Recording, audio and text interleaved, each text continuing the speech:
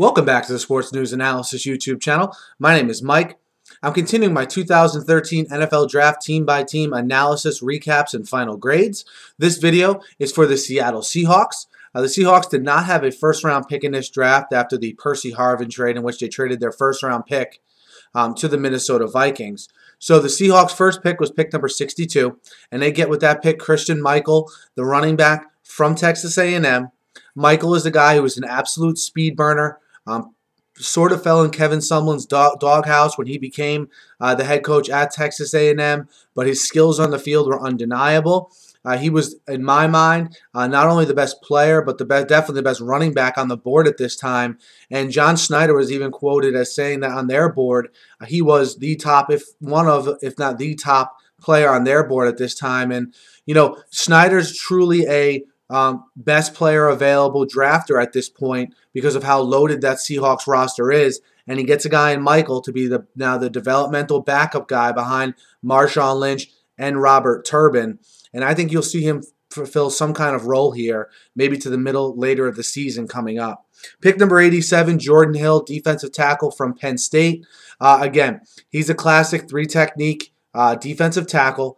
He'll be worked into the rotation here. Look for him to be like maybe the fourth guy into a rotation. A little over 300 pounds.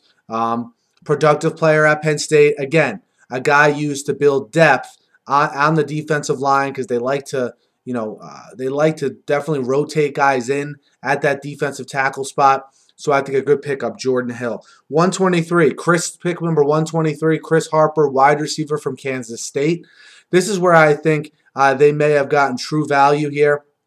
Chris Harper is a bigger receiver, was productive in college, is a guy that if Golden Tate should leave after after next year, he's a free agent after this coming season. If Golden Tate should leave, I think Harper's a guy that can step into his shoes and to be a seamless transition.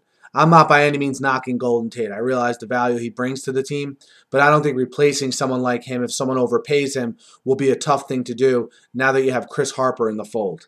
Pick number 137, Jesse Williams from Alabama. Look, he was brought in to fulfill that Alan Branch position in the Seahawks defense.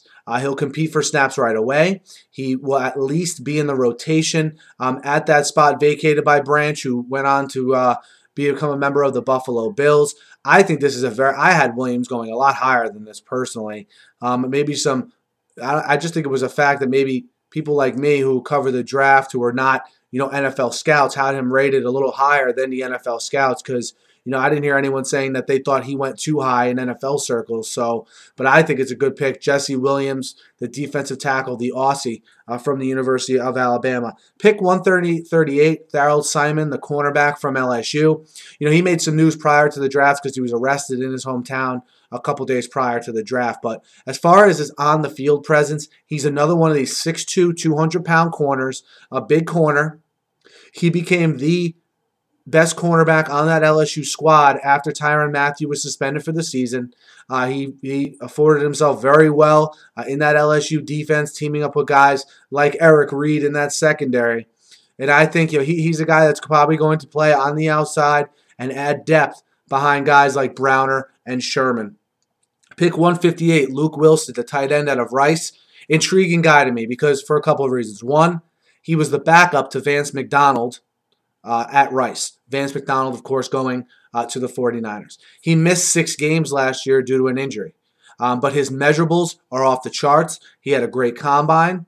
He ran I think it was a 4.5 40 at the combine. Had a very good vertical leap, which turned some heads.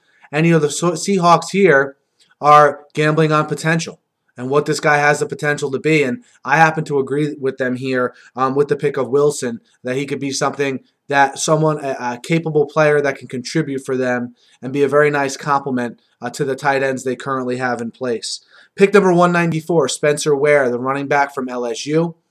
He was a running back at LSU. He projects to be more of a fullback with the Seahawks.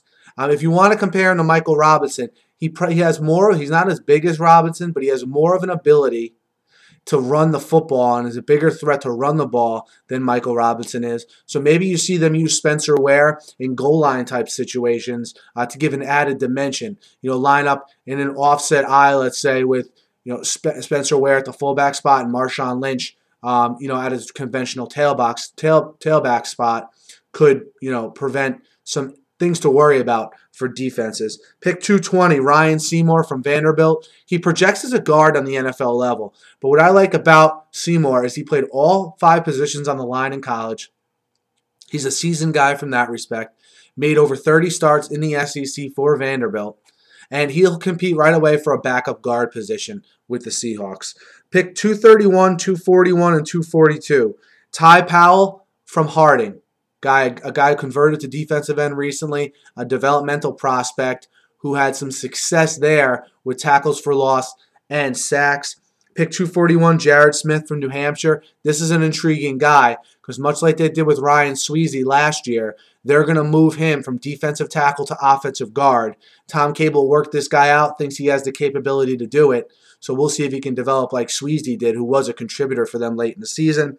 And lastly, offensive tackle Michael Bowie from Northeastern Oklahoma State. He started at the regular Oklahoma State prior to being kicked off the team there for some sort of violation of team rules from what Mike Gundy said. So he's, again, a developmental guy at the right tackle spot for the Seahawks. And guys, that concludes my analysis of the Seahawks draft. 11 picks in all for the Seahawks. I give them a B for this draft because they build some depth. They don't get any real, to me, guys that are going to contribute right away, but they don't need the guys to contribute right away because of all their depth. I think they got some guys that will show some serious potential and possibly contribute this season. Let me know what you guys thought of the picks here. You notice I use the word developmental, depth a lot. When you're a good team and you're a good GM like Schneider, you put yourself in this position where now it's just all about building depth and developing players to be able to step in when maybe some of these guys that you currently have on the roster leave for free agency. Let me know what you guys think of their picks. Join the conversation. Hit me in the YouTube comments. Hit me up on Twitter at SNewsAnalysis. Guys, be sure to subscribe to my channel. You see I've uploaded over 500 sports talk videos here on YouTube, always talking about sports. Thanks again for listening, and have a great day.